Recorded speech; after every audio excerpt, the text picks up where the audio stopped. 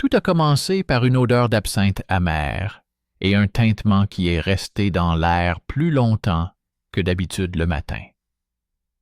Dans le silence qui a suivi la prière, la religieuse a posé un panier d'herbes sur la table, et sous une couche de lavande, elle a aperçu une fine empreinte ressemblant à une griffe. Elle avait déjà vu cette marque sur la bague d'un homme qui aimait dire que le monde reposait sur la peur. À partir de ce moment, tout a changé. Lentement, mais sûrement, jusqu'au jour où les lettres détermineront le destin des hommes plus que les épées. Je salue tous ceux qui écoutent cette histoire et, en tant que narrateur, je vous demande d'écrire dans les commentaires d'où vous la regardez. Il est important pour moi de le savoir afin de comprendre comment notre conversation commune résonne dans différents endroits. Je vous souhaite une agréable écoute.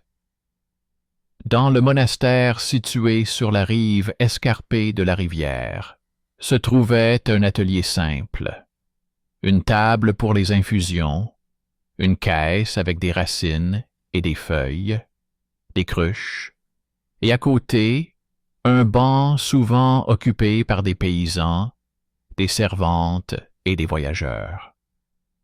La religieuse s'appelait Hildegarde.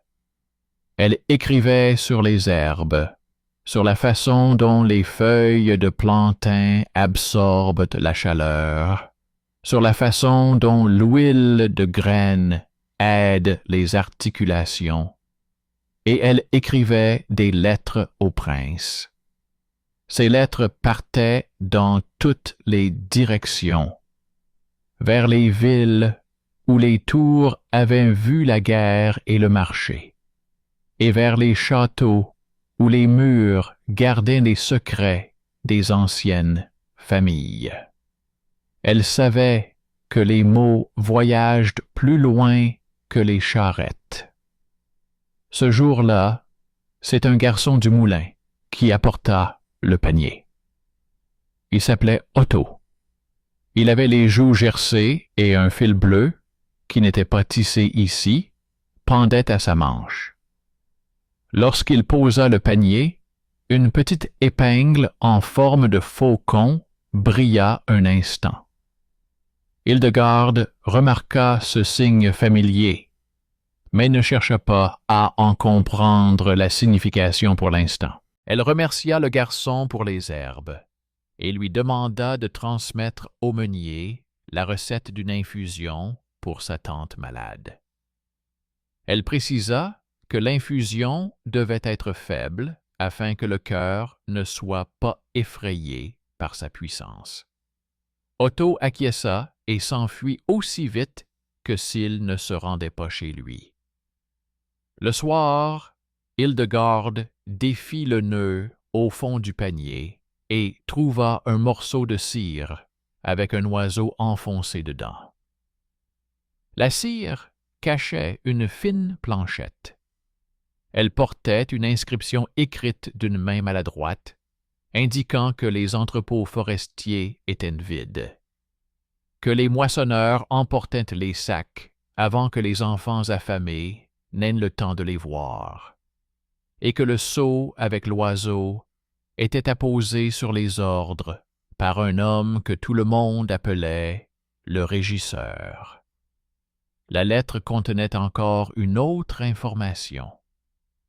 Si l'herboriste du monastère se mettait à poser des questions, on l'avait prévenu que les herbes pourraient se transformer en eau pure sans aucun effet. Hildegarde comprit l'avertissement, mais mit sa peur de côté. Elle nota sur le parchemin qui avait reçu quoi au cours des dernières semaines, qui n'avait pas eu assez, qui était venu 2 fois à la porte parce qu'il avait honte de demander 3 fois. Le régisseur s'appelait Richard. Il s'entourait de personnes qui répétaient souvent que la loi était immuable. Sur le gant de Richard, lorsqu'il se présentait au monastère, brillait un oiseau aux ailes déployées. On connaissait cet oiseau au château du comte Adelhart. On disait que le comte aimait la chasse et le calme après la chasse. On disait qu'il n'écoutait que ceux qui s'exprimaient avec assurance et qu'il ne supportait pas ceux qui imploraient sa clémence. Mais Hildegarde savait autre chose. Quelques années auparavant, elle avait écrit au comte au sujet d'une fièvre errante qui frappait les gens soudainement, comme un vent violent qui arrache un toit. Elle proposait de distribuer le grain et le sel selon les règles, et non selon les cris. Le comte avait alors répondu brièvement par l'intermédiaire d'un messager. Il avait dit que l'ordre était plus important que la pitié, mais que le monastère pouvait soigner et prier. Depuis lors, seuls des colis contenant des infusions arrivaient au château, sans un mot. À présent, les mots devaient revenir. Le matin, elle appela Martha, une jeune fille que beaucoup considéraient comme un élément immuable de l'atelier. Les mains dans l'herbe, les yeux sur la table. Martha portait une robe simple et un foulard noué sur la tête, mais elle avait l'habitude de toucher les feuilles, comme si elle vérifiait non seulement leur forme, mais aussi leur son. Elle distinguait les odeurs comme d'autres distinguent les voix. Elle avait grandi dans les pâturages et avait appris de son grand-père à graver des signes sur des bâtons afin de ne pas oublier l'ordre des herbes. Ses compétences semblaient insignifiantes à côté des seaux et des chevaux, mais dans les jours où tout s'effondre, les petites choses deviennent un levier. Hildegarde dit à Martha qu'il y avait un signe et un avertissement dans le panier, et qu'il fallait surveiller ceux qui apportaient les herbes et ceux qui les emportaient. Martha répondit qu'elle avait remarqué chez Otto une couture bleue et une épingle, qu'elle n'avait vues auparavant que dans les foires étrangères, où les paysans n'étaient pas admis sans autorisation. Pendant qu'il parlait, dans le scriptorium, Lucas, un jeune scribe, recopiait un traité sur les propriétés de l'eau. Lucas parlait à contre-cœur, car il avait peur de sa propre voix, qui restait coincée dans sa gorge. On le considérait comme quelqu'un de discret. On lui évitait les tâches qui nécessitaient de se lever et de s'expliquer. Mais sa main était sûre et sa mémoire retenait les détails. Il remarqua que le sceau sur la nouvelle tablette présentait une fissure à peine visible sur le bord, ce qui était rare si le sceau était unique. Il le montra à Hildegarde, qui acquiesça. Son observation n'était pas bruyante, mais précise. Hildegarde décida d'envoyer une lettre au comte. Elle écrivit que les collecteurs affamaient les gens, qu'ils emportaient les semences avant les semailles, et que le sceau de sa maison était utilisé pour des ordres qui ne servaient pas la paix. Elle ajouta qu'un homme portant un gant se présentait à l'auberge du guet et se vantait que le risque était son métier. Elle ne citait aucun nom afin que la lettre ne devienne pas un piège pour le messager. Elle croyait que le comte y verrait non pas une accusation, mais un appel à mettre de l'ordre.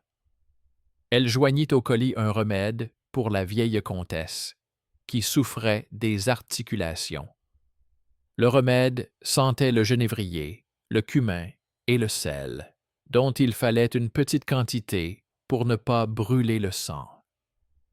Elle joignit à la lettre une liste des personnes qui manquaient de céréales, avec pour chacune d'elles une caractéristique permettant de les reconnaître facilement. C'est Otto lui-même qui devait apporter le colis au gué. Il arriva à l'heure pile, lorsque l'ombre de la tour divisait la cour en deux. Le vent apportait l'odeur de la farine fumée, signe que le moulin fonctionnait la nuit. Hildegarde lui donna un sac d'herbes séchées et un petit paquet pour la cuisine du comte. Elle lui dit que le chemin était court, mais lui demanda d'être prudent, d'éviter le bruit et de ne pas s'attarder auprès des personnes portant des gants. Otto acquiesça trop rapidement. Martha remarqua qu'il cachait sa main dans sa manche, comme s'il dissimulait quelque chose qui ne lui appartenait pas. En passant, Lucas remarqua que l'aile du faucon sur l'épingle était légèrement courbée, comme sur un seau. Une idée lui vint à l'esprit, mais il ne savait pas encore comment la formuler. Otto n'arriva pas jusqu'au gué. Le soir, l'homme revint de l'auberge et dit qu'on avait trouvé un sac d'herbe près de la route. Il dit que le garçon avait disparu comme si la route l'avait englouti. Ce fut le premier jour où le mélodrame de la faim et de la pitié se transforma en un passage sombre où chaque pas résonne plus fort. La lettre au comte avait disparu avec le garçon. La même nuit, une charrette grinça à l'extérieur. On apporta 2 tonneaux de sel pour la cuisine du monastère et un petit coffre fermé par un loquet. Le couvercle du coffret était orné du même faucon. Le messager a dit que le coffret venait de l'intendant, en signe de respect. Il a dit que le coffret contenait des racines rares. Il a dit que le monastère devait l'accepter sans discuter. Hildegarde a compris qu'il s'agissait d'un test, un cadeau ordinaire qui demande de l'aveuglement. Elle ordonna de laisser le coffret dans le cellier pendant la nuit et de ne l'ouvrir à personne. Martha dit que l'odeur du bois était forte, comme celle d'une noix sèche, mais qu'une note amère s'en dégageait, comme si ce n'était pas une racine qui s'y cachait, mais quelque chose qui ne supportait pas l'air. Le matin, Martha coupa soigneusement la corde et souleva le couvercle de l'épaisseur d'un doigt. À l'intérieur se trouvaient 2 petits sacs. Dans l'un, il y avait de vraies racines, rares, claires, comme séchées au soleil brûlant. Dans l'autre, il y avait une fine poussière grisâtre que l'on ajoutait parfois dans les boissons de ceux que l'on voulait éloigner de la conversation dans les tavernes. Martha reconnaissait cette poussière à son odeur. Son grand-père lui avait appris à être prudente. Il disait qu'elle pouvait sentir comme l'herbe, mais se comporter comme une pierre. Elle comprit que ce don s'accompagnait d'une épreuve. Elle referma le coffret et dit que personne ne devait toucher au 2e sachet, et que le premier devait être utilisé avec précaution. Hildegarde décida d'écrire une nouvelle lettre et de l'envoyer non pas au château, mais en ville, à un marchand qu'elle avait rencontré une fois à l'abbaye. Le marchand s'appelait Benno.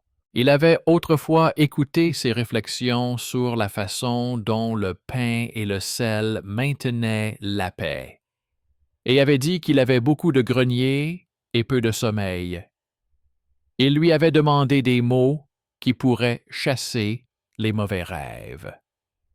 Elle lui avait alors répondu en décrivant l'encens et la prière. Maintenant, elle lui demandait autre chose.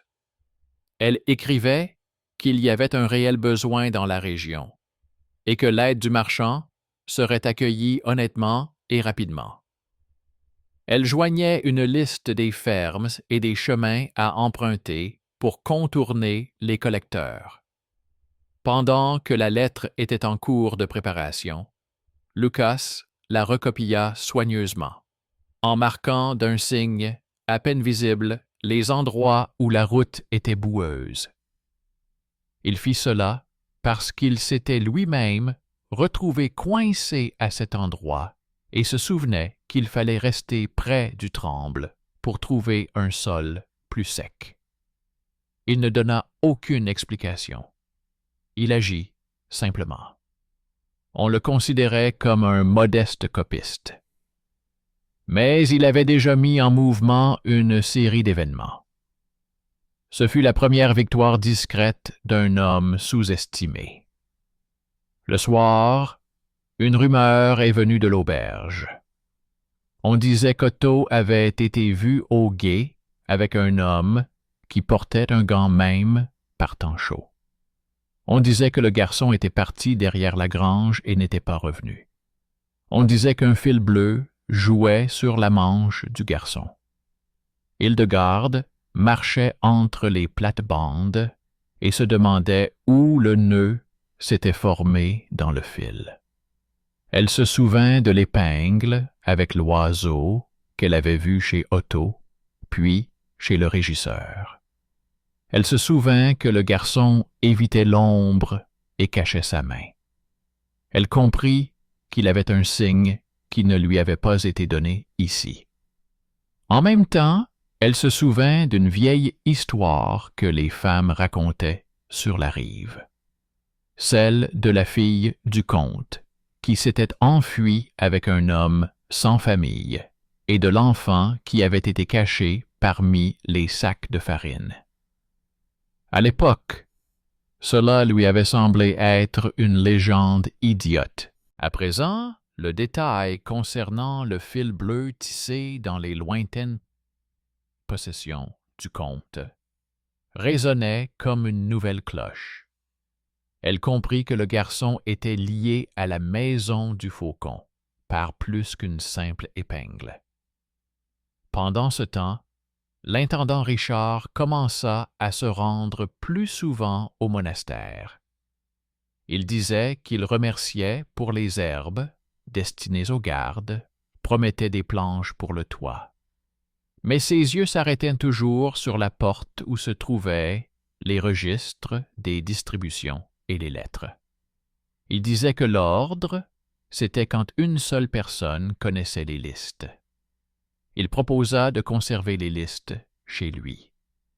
Hildegarde répondit par l'intermédiaire d'un frère du monastère que Dieu aimait la lumière et que les listes resteraient là où il y avait de la lumière.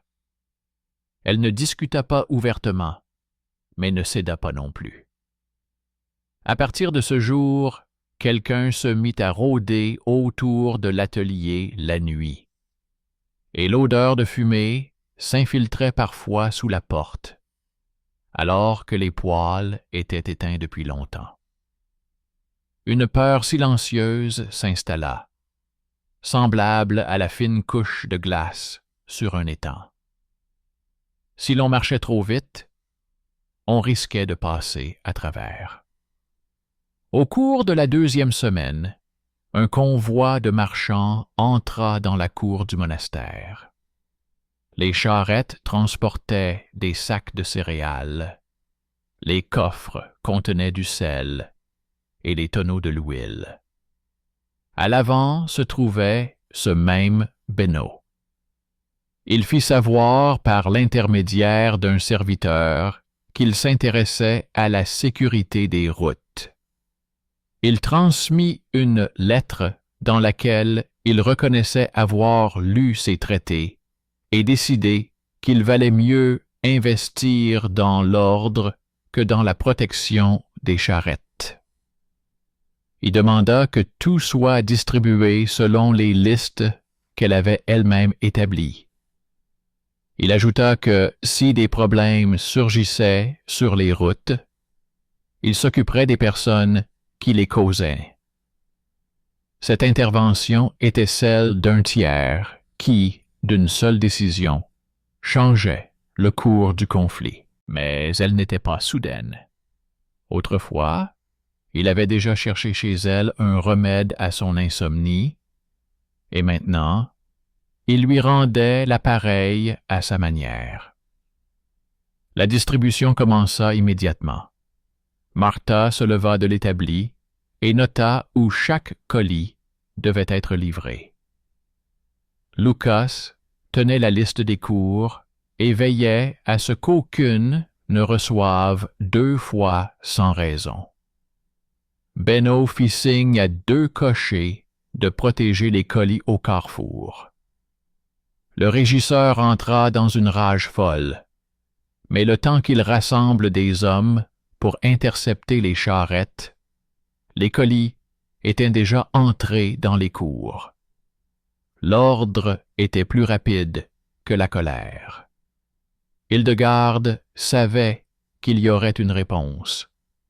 Elle avait préparé des lettres pour le comte et pour le juge municipal. Elle ne s'appuyait pas sur des mots forts, mais sur des faits, des noms, des dates de livraison, des marques sur les sacs.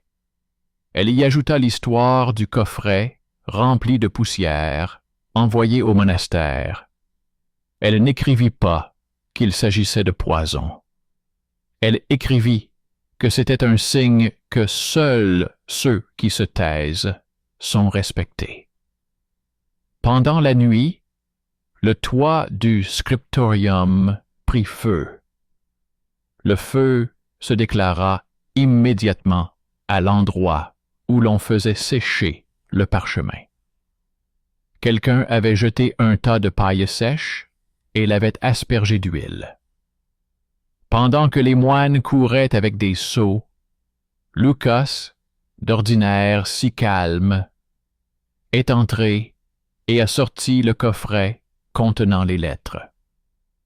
Il ne l'a pas fait par courage, comme on le raconte sur les places publiques, mais parce qu'il savait que ces feuilles contenaient la vie de ceux qui recevraient du pain le lendemain. Il a ensuite toussé longtemps à cause de la fumée et n'a pas pu parler pendant 2 jours. Hier encore, on le considérait comme quelqu'un qui se cachait derrière les autres.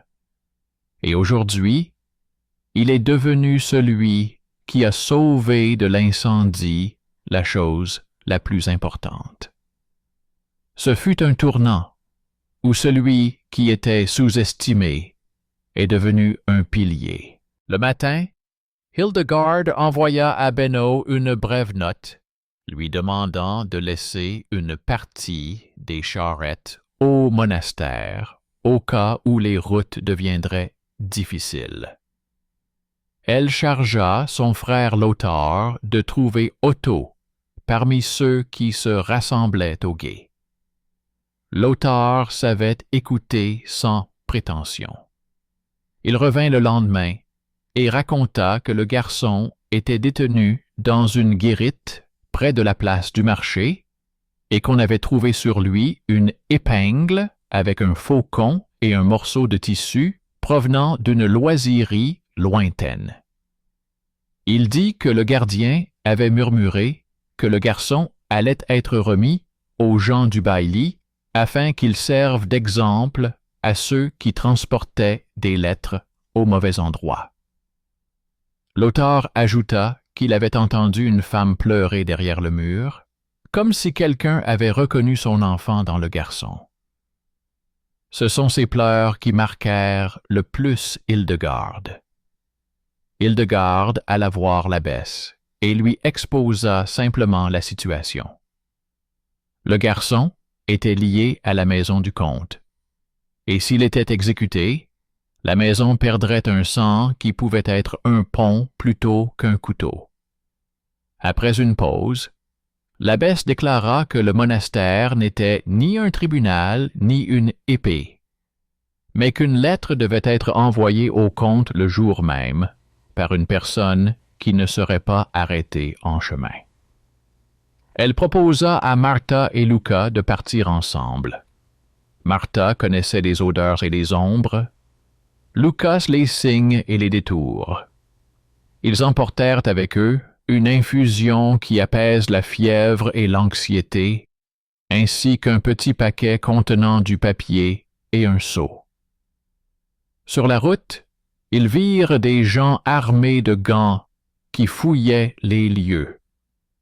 À chaque fois qu'ils s'approchaient, Martha faisait semblant de chercher de l'herbe dans son sac, tandis que Lucas remplaçait discrètement le paquet contenant la lettre par un autre, identique en apparence, mais vide. Il donnait les petits paquets vides, sans pitié. Avec la lettre, ils arrivèrent à la maison de ville où vivaient les gens du prince, et là, un serviteur prit la lettre et disparut si vite qu'on aurait dit qu'il avait appris cela depuis son enfance. Un jour plus tard, un cavalier avec un ruban blanc sur la manche entra dans la cour du monastère, signe qu'il venait avec une réponse. Il transmit un bref message indiquant que le comte avait pris connaissance de la lettre et demandait que lui soient désignés ceux qui apposaient le sceau du faucon à son insu. Cela signifiait que le comte était prêt à écouter non pas les commis, mais les faits. C'était une fissure dans un mur solide. Le même matin, les gens ont été rassemblés sur la place du marché. Le régisseur voulait montrer qu'il détenait le pouvoir. Il a ordonné de faire venir pratiquement tous ceux qui possédaient au moins 2 sacs de céréales, sous prétexte de vérifier les mesures. Otto faisait partie des personnes amenées. On l'a fait sortir au milieu. Hildegarde se tenait dans la foule, Martha et Luca à côté, mais légèrement en retrait. Le vent soufflait de telle manière qu'il poussait la poussière directement vers la tribune. Richard leva la main pour commencer, et à ce moment-là, le marchand Benno sortit de derrière lui. Il dit à voix haute, pour que tout le monde l'entende, qu'il avait un document qui l'exemptait de taxes sur ce marché et qu'il pouvait présenter la liste des fermes auxquelles il avait livré du grain la veille, en contournant les hommes du régisseur.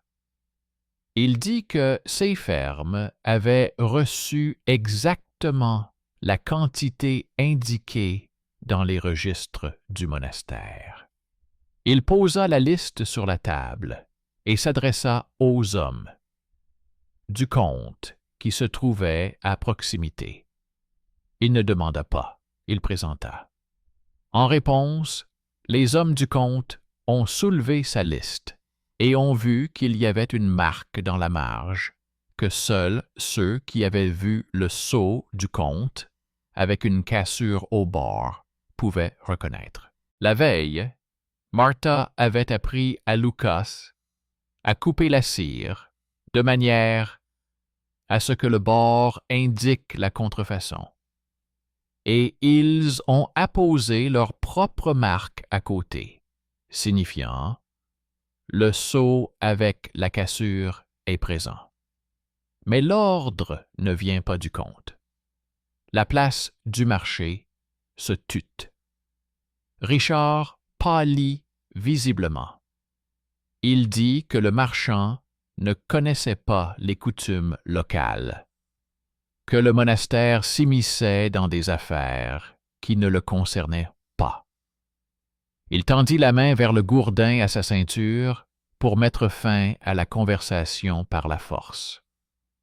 À ce moment-là, la vieille femme de la maison la plus éloignée s'avança. Elle dit que le garçon s'appelait Otto Karl, qu'il avait un petit filet de peau au niveau du grain de beauté sur son cou, identique à celui de la fille du comte, sa bien-aimée disparue. Elle dit qu'elle avait autrefois tenu dans ses bras un bébé, portant cette marque, et qu'elle avait ensuite entendu dire qu'il avait été emmené chez le meunier. Ces paroles semblèrent d'abord douloureuses, mais elles furent corroborées par un objet. Un vieux ruban bleu, avec un motif que l'on ne tissait que pour la maison du comte, tomba des plis de ses vêtements. Elle a dit qu'un voyageur lui avait donné ce ruban il y a de nombreuses années, lui demandant de l'apporter au monastère, mais qu'elle n'y était pas allée parce qu'elle était tombée malade et avait gardé le ruban en souvenir. Hildegarde a compris que la légende de la fille du comte n'était pas une histoire à raconter au coin du feu, mais le chemin qui avait conduit le garçon ici. Les gens se mirent à parler doucement et calmement. Tout s'était arrangé. Richard comprit que le soutien dont il bénéficiait était plus fragile qu'il ne le pensait. Il fit un pas vers Otto, mais Benno s'interposa. Il déclara que selon les règles du commerce, le garçon n'appartenait à personne et qu'en cas de litige, c'était au comte de trancher. Il proposa d'emmener le garçon chez le juge. Il ajouta que sinon, il retirerait ses charrettes de la ville et que pendant 1 mois, personne n'achèterait de sel à un prix honnête. Ce n'était pas une menace, mais un calcul. Richard comprit que la perte de la tranquillité des routes porterait préjudice à la maison du comte, et il lâcha le marteau. Le garçon fut conduit chez le juge. Hildegarde l'accompagna, ainsi que Martha, tandis que Lucas portait les livres. Il faisait frais à l'intérieur de la maison. Une vieille carte était accrochée au mur, sur laquelle la route menant aux terres du comte était marquée d'une ligne bleue. Le juge écouta en silence, regardant les marques sur le sceau et le ruban de la vieille fumée. Il dit qu'il enverrait un messager au comte et laisserait le garçon dans une pièce sécurisée en attendant la réponse. Il nota sur un bout de papier que le sceau de l'intendant était différent de celui du comte, mais que les ordres avaient été écrits par une autre main. C'était la première étape officielle pour se débarrasser de Richard de manière légale, et non par la force. Le soir même, Hildegarde retourna au monastère et trouva un autre panier sur la table. D'apparence ordinaire, il contenait un morceau de pain et une feuille sur laquelle était écrit d'une main étrangère que si elle ne cessait pas d'écrire des lettres, ces livres seraient réduits en cendres dans le four. Sous le pain se trouvait un petit os soigneusement nettoyé. Martha dit que l'os provenait de la patte d'un agneau abattu au printemps et que ce signe était laissé dans leur région par ceux qui voulaient dire que le printemps serait volé. C'était un objet simple qui transformait un panier ordinaire en menace. La vie quotidienne est entrée dans le thriller pour l'un des actes. Hildegarde n'a pas cherché à se cacher. Elle s'est assise et a écrit une lettre non seulement au comte, mais aussi à l'évêque, expliquant sans détour que le monastère recevait des dons empoisonnés, des rubans enflammés sur le toit et des menaces sous le pain, et que le seau avec le faucon traînait dans la boue et chez le voleur. Elle ajouta qu'elle était prête à répondre de ces paroles, mais demanda que l'on protège ceux qui transportaient les sacs de céréales et les livres contenant les noms. Elle envoya les lettres par 3 chemins différents. Un messager transporta la lettre par la rivière, un autre à travers la forêt, et le 3e avec le convoi de Beno. Quelques jours plus tard, la réponse arriva du château. Le comte ordonna de réunir l'intendant et la nonne dans sa maison. Cela signifiait que l'affaire allait sortir de l'ombre. Ils se rendirent tous les 3 à la réunion. Hildegarde, Martha et Lucas. La route traversait les champs où les roues avaient tendance à s'enliser. Lucas conduisait de manière à ce que le chariot roule sur un sol ferme. À la lisière de la forêt, ils furent arrêtés par des hommes gantés. Ceux-ci leur dirent qu'ils avaient pour ordre d'inspecter le chariot à la recherche de lettres secrètes. Martha s'inclina et leur montra les sachets d'herbe. Elle laissa sur le bord l'un des paquets vides, celui que Lucas gardait toujours en réserve. Les hommes prirent le paquet et repartirent satisfaits. Ils pensaient remporter la victoire. En réalité, ils emportaient le vide. Dans le château, l'air était différent. Ils sentaient la pierre humide et la viande cuite. Sur le mur, au-dessus de la grande table, était accroché le même oiseau, mais sans fracture. Le comte était assis bien droit. Une vieille cicatrice lui barrait le front. Il écoutait Hildegarde lui raconter que des lettres étaient envoyées en son nom sans qu'il le veuille. Il écoutait parler d'Otto et du ruban bleu. Il regardait le sceau, la marque laissée par sa rupture. Il appela un serviteur et lui ordonna d'apporter les anciens ordres pour les comparer. Pendant que le domestique courait, Richard entra. Il essayait de se montrer sûr de lui, mais ses yeux cherchaient immédiatement des coins où se cacher. Après un bref échange d'informations, le comte déclara que les papiers de Richard ne correspondaient pas à l'échantillon et qu'il voulait entendre une explication, non pas à voix haute, mais avec la raison exacte. Richard se mit à parler d'ordre et de la nécessité d'être résolu, du fait qu'il fallait parfois contourner les personnes trop indulgentes qui confondaient pitié et droit. Il dit qu'il protégeait la maison des prédateurs. Ses mots étaient calmes, mais il laissait transparaître un vide. Le comte se détourna de lui pour s'adresser à Hildegarde et lui demanda de lui indiquer qui avait reçu du grain grâce au transport de Beno.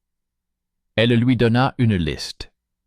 Le comte ordonna de la comparer avec les rapports provenant des environs. On lui apporta des lettres des anciens, dans lesquelles il était écrit que ces jours-là, les gens avaient effectivement reçu de l'aide. On fit alors entrer le garçon. Son visage était devenu plus sérieux. Une égratignure récente brillait sur sa joue. Il avait effectivement une fine cicatrice sur le cou, juste au-dessus de la clavicule. Le serviteur, le plus âgé du comte, dit à voix basse qu'on voyait une marque similaire sur la fille du comte. Le silence se fit dans la salle. Le comte se leva, s'approcha du garçon et retira la broche en forme de faucon. Il la regarda et dit qu'on ne la portait que dans la maison, lorsqu'on reconnaissait son signe. Il demanda au garçon d'où venait la broche. Le garçon répondit qu'elle lui avait été donnée dans une auberge par des gens qui lui avaient dit qu'il était désormais sous leur protection. Il ajouta qu'on lui avait demandé d'apporter un panier d'herbes, puis qu'on lui avait pris la lettre et emmené dans une grange. Ces paroles formaient un tableau simple.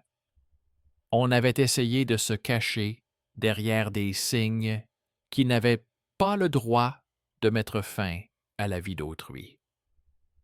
Le comte annonça que Rehart était démis de ses fonctions jusqu'à la fin de l'enquête.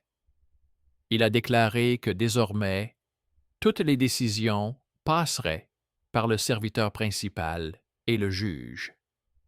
Il a envoyé des hommes à l'auberge avec l'ordre de s'occuper de ceux qui avaient arrêté les charrettes de Benno.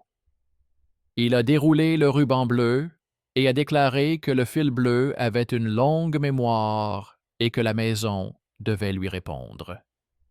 Il s'est ensuite adressé à Hildegard et lui a dit que ses lettres avaient eu plus d'effet que les cris sur la place.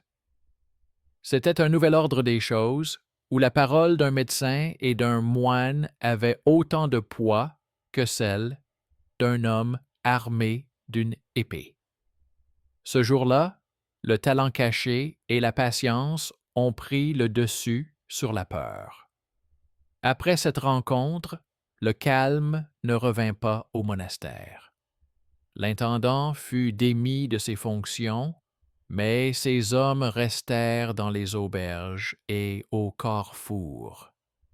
Ils murmuraient que la religieuse leur avait pris leur pain.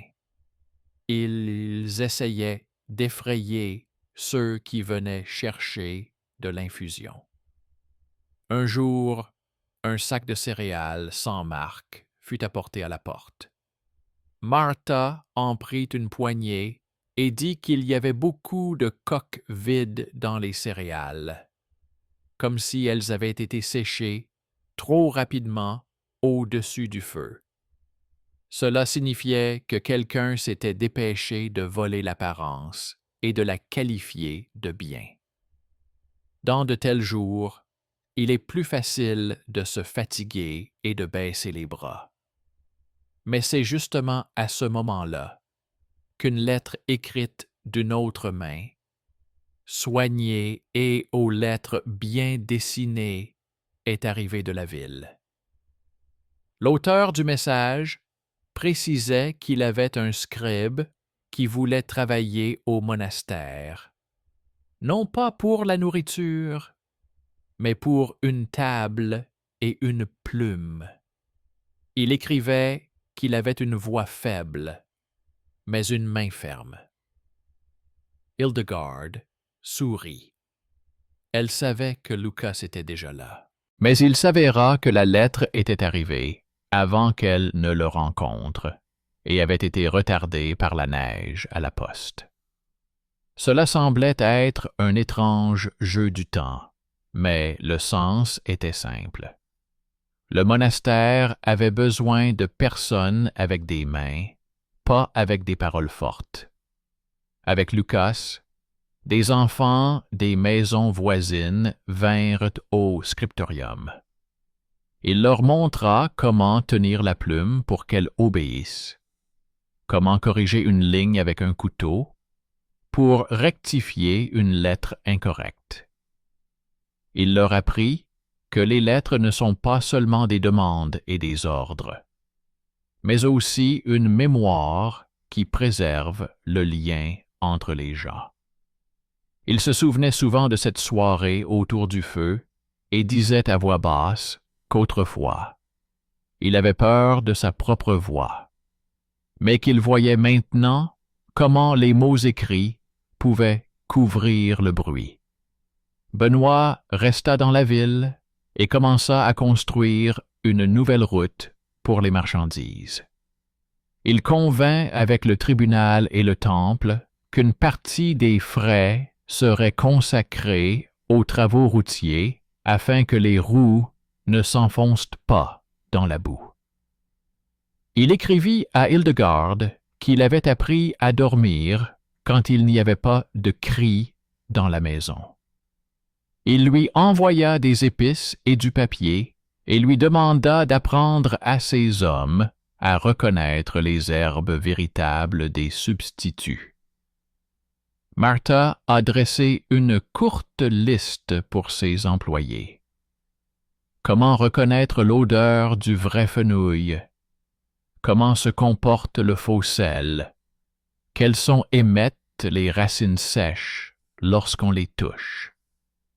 Elle, une jeune fille issue des classes populaires, est devenue celle qui apprend aux serviteurs des marchands à ne pas se tromper.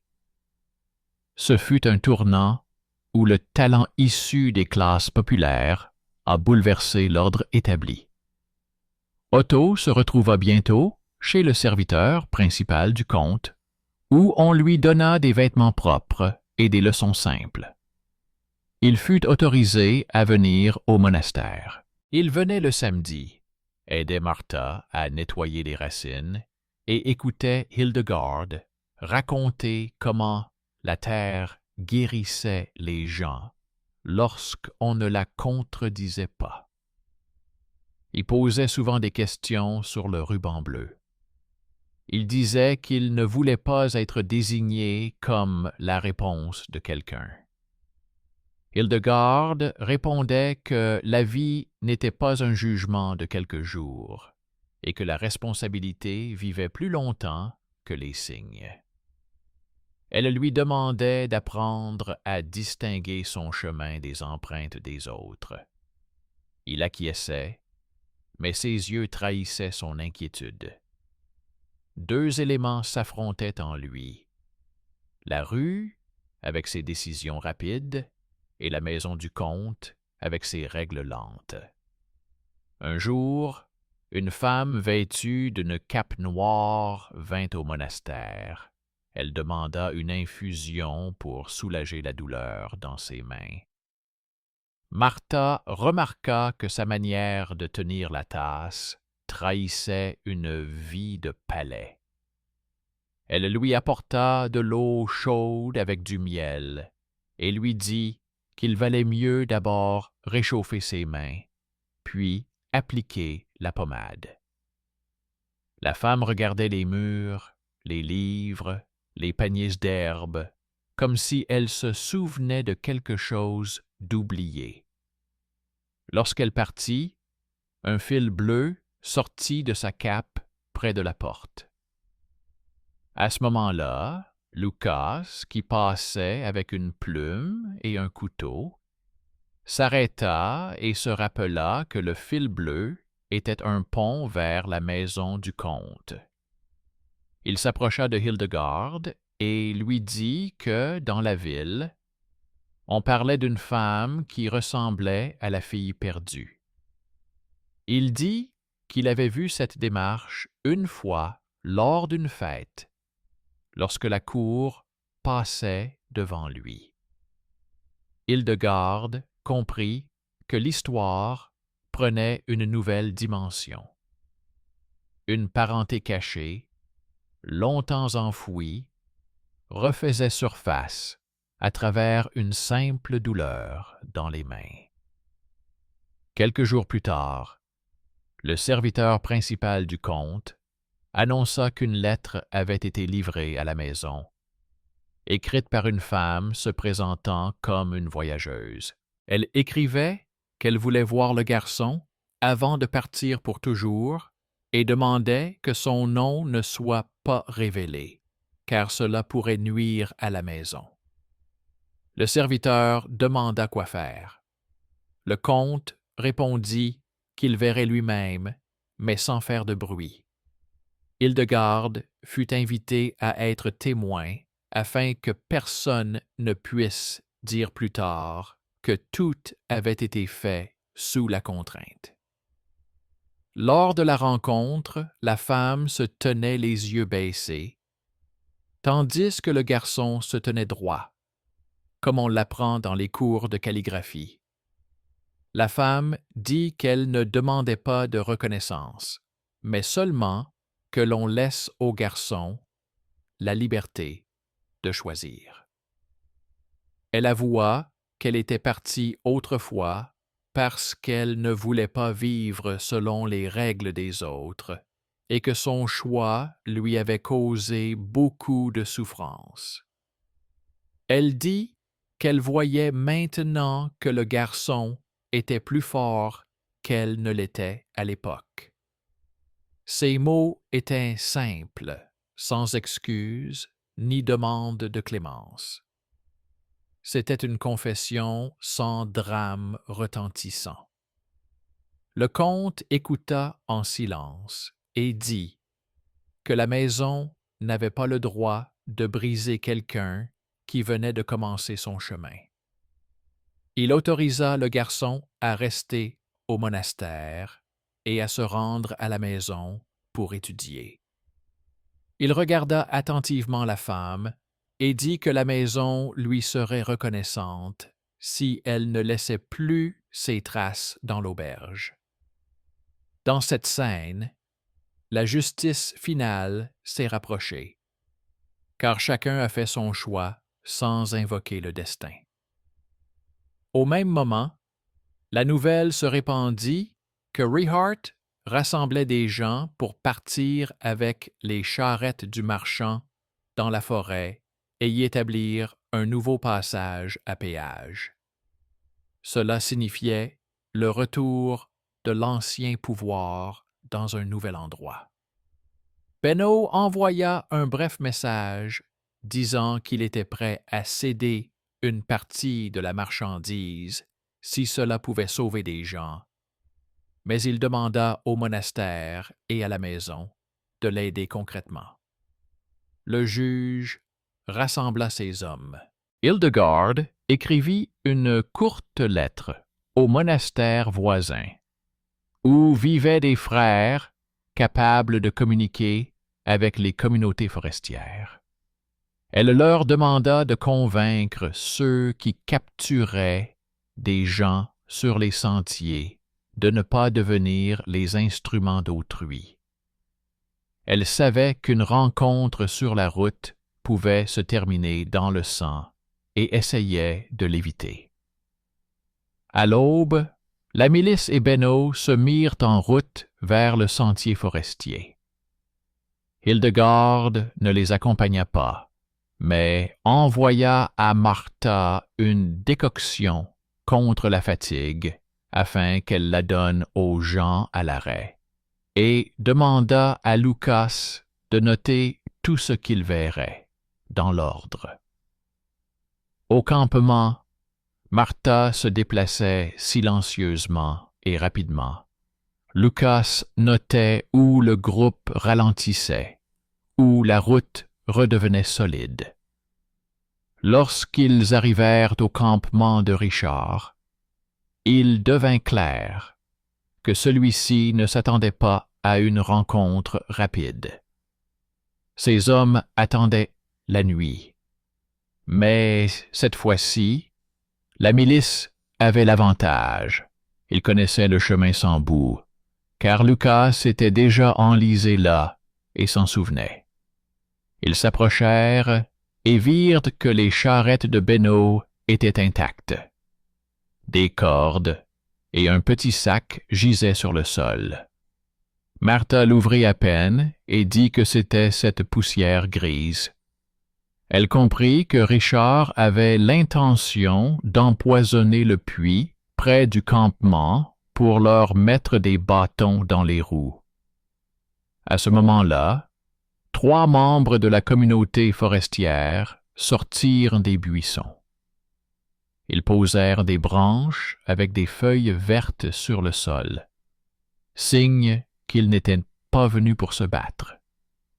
Ils dirent que les frères du monastère voisin leur avaient expliqué que s'ils aidaient Richard, la route mourrait et avec elle leur commerce. Ils dirent qu'ils voulaient la paix, car la paix apportait du sel dans leur foyer. Ce fut un moment rare où une lettre silencieuse l'emporta sur une menace bruyante. Richard fut arrêté sans résistance. Il ne s'opposa pas, car il comprit que cette fois-ci, il n'avait plus personne pour prendre sa défense. Il fut conduit en ville. Le juge ne lui posa pas de questions, mais lui demanda des faits concrets. Où avait-il pris le sceau? Qui avait signé à sa place? Combien de sacs avait-il emportés sans les enregistrer? Il répondit, comme répondent les gens fatigués de leurs propres mensonges.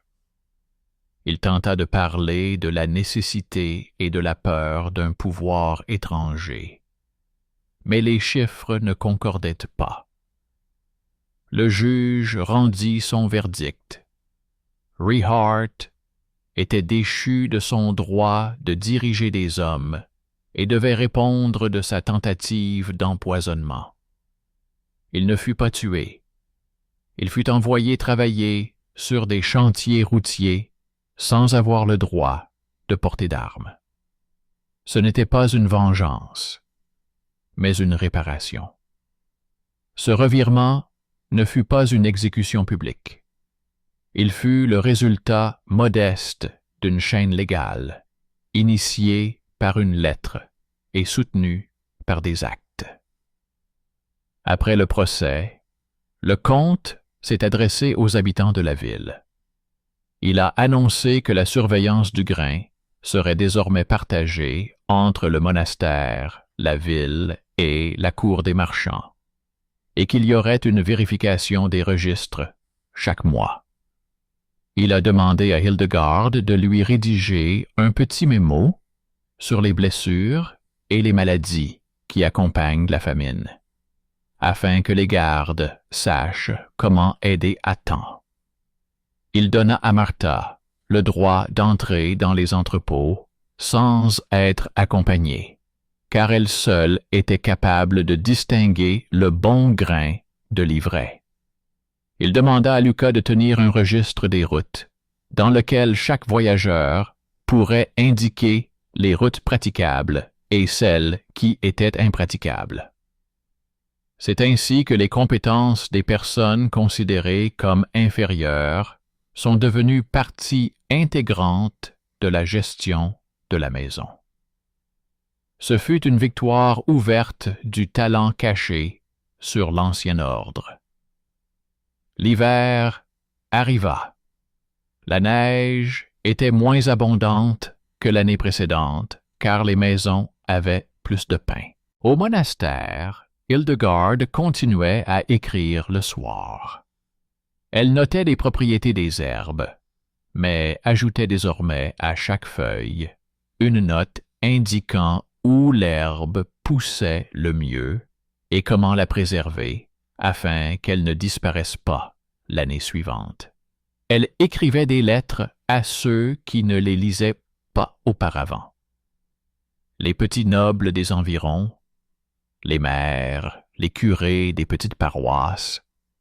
Elle écrivait que l'ordre n'était pas un mot étranger, mais une habitude d'attention.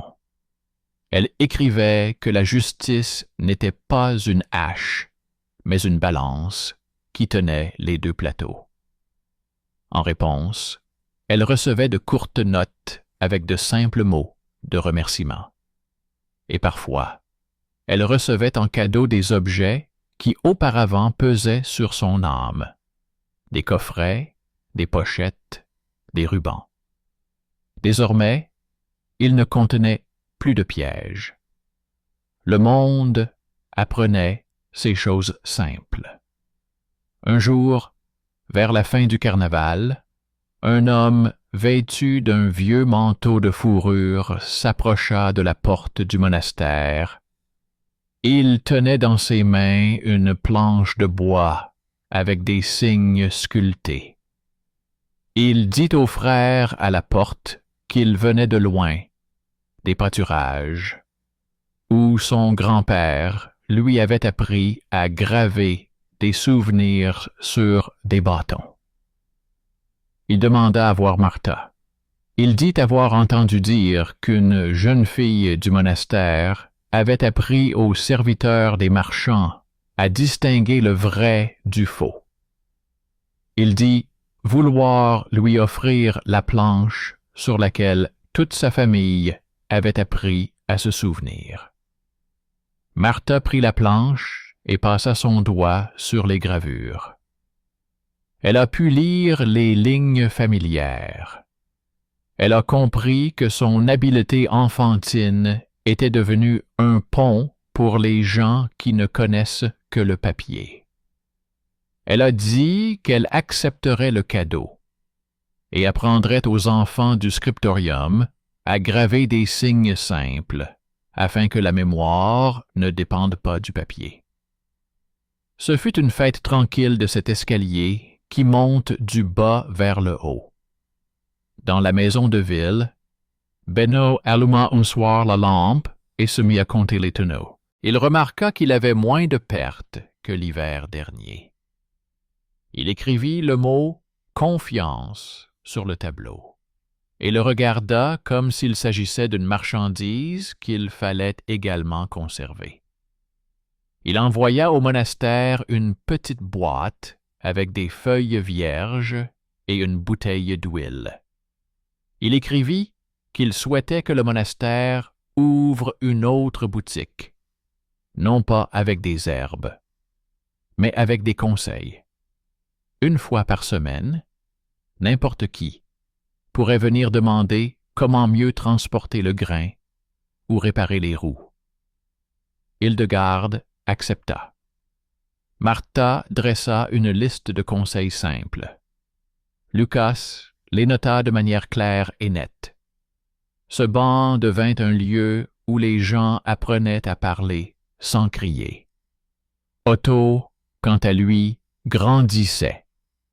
Il était attiré par la route, mais aussi par les livres. Il aidait Benno à compter, puis courait au scriptorium et demandait une plume à Lucas. Il disait qu'il voulait écrire une petite histoire, comment il avait perdu une lettre et s'était retrouvé. Il demandait à Hildegarde de vérifier s'il n'était pas trop passionné par les mots. Elle lui disait que la simplicité était sa meilleure défense. Il acquiesçait. Le jour où la glace fondit sur la rivière, il vint au monastère non pas comme un mendiant, mais comme un homme qui apportait un cadeau. Il avait amené les garçons du gué, ceux qui transportaient habituellement les sacs des autres. Il leur avait dit qu'ils pouvaient porter des panneaux et des livres, et qu'il y avait là une force. Il avait demandé à Lucas de leur apprendre à écrire les dates et les noms sans faire de faute. C'était un nouveau chapitre de l'histoire, où celui qui était autrefois perdu guidait les autres. Pendant tout ce temps, Hildegarde continuait à voir comment de petits efforts pouvaient être à l'origine de grandes décisions. Elle écrivait au prince avec retenue, sans fioriture. Elle ajoutait toujours à ses demandes une explication simple de ce à quoi cela mènerait. Elle disait dans ses lettres que si l'impôt était prélevé avant les semailles, les plus jeunes mourraient au printemps. Elle disait que si les charrettes restaient dans la boue, le sel deviendrait cher et les mensonges bon marché dans la ville. Elle expliquait que la valeur d'une maison ne se mesurait pas à l'épaisseur de ses murs, mais au nombre de personnes qui s'endormaient avec du pain. Ces mots n'étaient pas rares. Ils étaient compréhensibles. Ils étaient faciles à accepter. Ils étaient empreints de force. Lorsque l'été arriva, le monastère reçut une lettre avec un sceau et une fine cicatrice sur le bord, mais avec un fond correct. La lettre venait du comte lui-même. Il écrivait que dans la maison, on se passait désormais d'épée, là où auparavant on la sortait sans hésiter. Il écrivait que de nombreuses routes étaient devenues plus solides qu'auparavant. Il remerciait le monastère de ne pas avoir crié, mais d'avoir réfléchi. Il invita Hildegarde à rédiger pour lui un recueil d'instructions à l'intention des administrateurs, un recueil court avec des exemples, afin qu'il puisse être récité dans n'importe quel village. Il demanda d'y inclure une section sur les herbes, afin que tous les soldats sachent comment soigner sur le terrain lorsqu'il n'y a pas de médecin. Il ajouta qu'il souhaitait voir Martha dans sa cour, afin qu'elle explique à ses hommes comment vérifier la qualité des marchandises. Il demanda à Luca de créer une carte routière qui pourrait être affichée dans chaque poste de garde. Chaque point reconnaissait que le monde repose sur les personnes discrètes. Hildegarde abordait son recueil comme une pharmacie. Tout était rangé sur des étagères. Dans la première partie, elle écrivait sur les mesures. Comment compter le grain pour ne pas se tromper? Dans la deuxième, elle parlait des délais. Quand prélever l'impôt pour ne pas détruire les semailles. Dans la troisième, elle traitait des routes. Comment préserver la terre ferme quand il pleut. Dans la quatrième, elle a parlé des herbes. Celles qui aident quand il fait chaud, celles qui aident quand il fait froid. Dans chaque section, elle a ajouté une petite histoire. Celle d'Otto et du fil bleu, celle de Benno et de son insomnie, celle de Lucas et du feu, celle de Martha et de la poudre grise. Elle ne l'a pas fait pour embellir le tout, mais pour que chaque gestionnaire puisse voir dans ces mots non pas une théorie, mais la vie. Le jour où le recueil fut prêt, la femme à la cape noire revint au monastère. Elle demanda à Mara une infusion pour ses mains. Elle dit qu'elle partait loin, là où personne ne connaissait son nom. Elle remercia les moniales d'avoir laissé le garçon tranquille. Elle a laissé sur la table une petite figurine en bois représentant un oiseau avec une aile intacte. Elle a dit qu'autrefois, l'oiseau avait eu l'aile cassée, mais qu'à présent, elle voyait que l'aile était vivante. Elle est partie sans se retourner.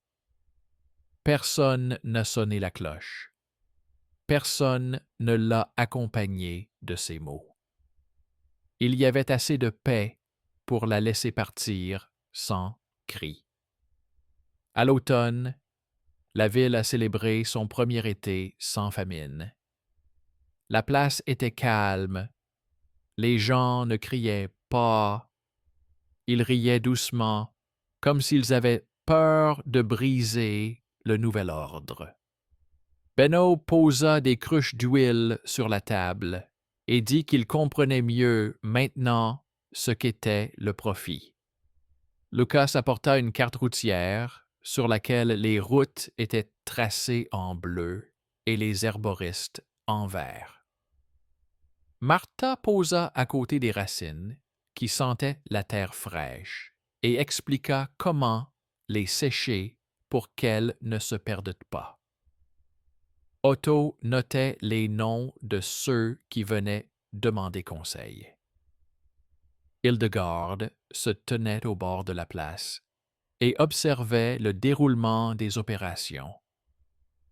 Elle sentait ses anciennes inquiétudes ressurgir dans son corps, mais elles étaient désormais comme le souvenir d'une douleur qui l'aidait à ne pas oublier la prudence. Elle savait que le monde ne serait jamais tout à fait sûr. Elle voyait que dans l'ombre, il y avait toujours ceux qui voulaient revenir aux voies faciles, où l'on prend de force ce qui n'est pas bien rangé. Mais elle voyait aussi que, là où il y avait des listes, des lettres et des herbes, il y avait des boucliers qui ne rouillaient pas. Elle savait qu'on apporterait à nouveau un panier à sa table et qu'elle vérifierait à nouveau les odeurs. Elle savait que quelqu'un essaierait à nouveau d'apposer un faux seau et que Lucas le verrait à nouveau. Elle savait qu'il serait plus facile de demander de l'aide, car Benno avait appris à dormir et à compter. À la toute fin de l'année, alors que la neige tombait régulièrement, un messager arriva de la ville avec une nouvelle lettre. L'évêque informait qu'il avait lu le recueil et qu'il estimait possible de le recommander à tous les foyers. Il écrivait qu'il avait vu comment les choses simples rendaient les murs plus solides que les rites étranges. Il demandait qu'on lui envoie des copies. Lucas prit sa plume et les lignes se mirent à couler sur le parchemin.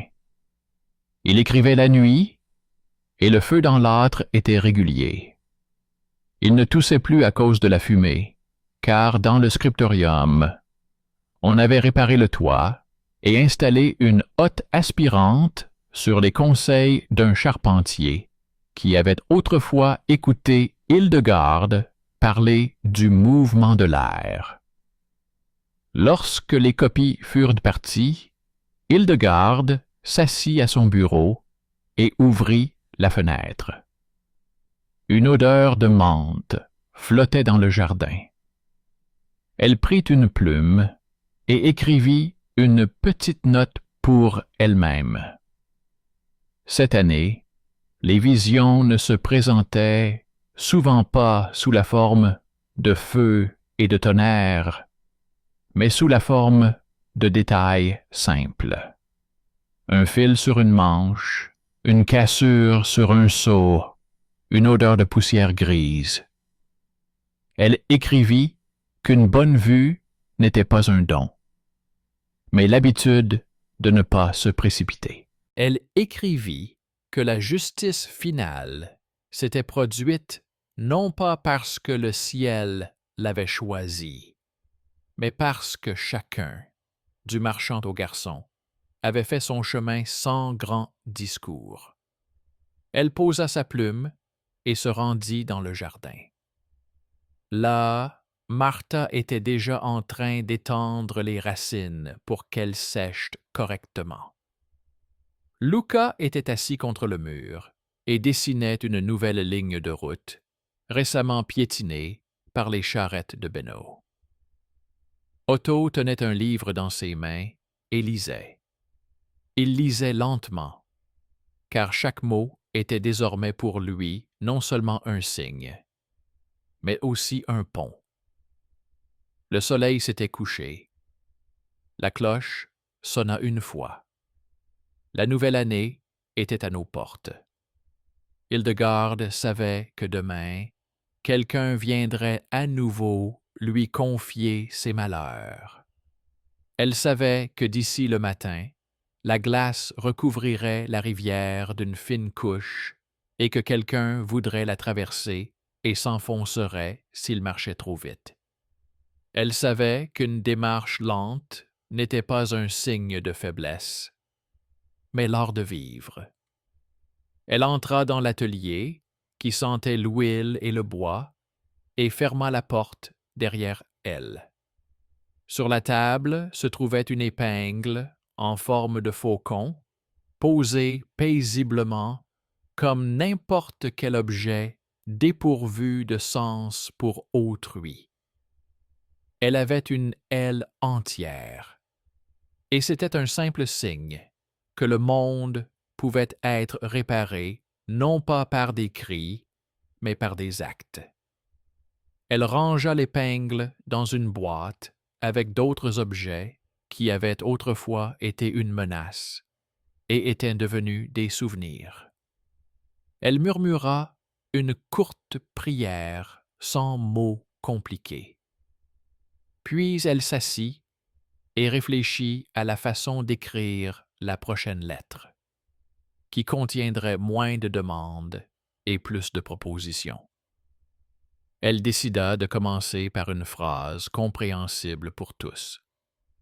L'ordre, c'est quand chacun a sa place attitrée et que personne ne prend celle d'autrui. C'est ainsi que s'acheva tranquillement l'année où l'absinthe et le son des cloches marquèrent le début d'un chemin vers des décisions claires, où le bienfaiteur inattendu ne s'avéra pas être un étranger, mais un homme qui s'était réveillé à temps, où l'insigné devint le pilier, où un simple sac de poussière transforma une journée ordinaire en épreuve et ouvrit les yeux sur la substitution, où le fil bleu a conduit à une parenté cachée, où tout ce qui semblait insignifiant est devenu la clé de la justice sans cri ni épée.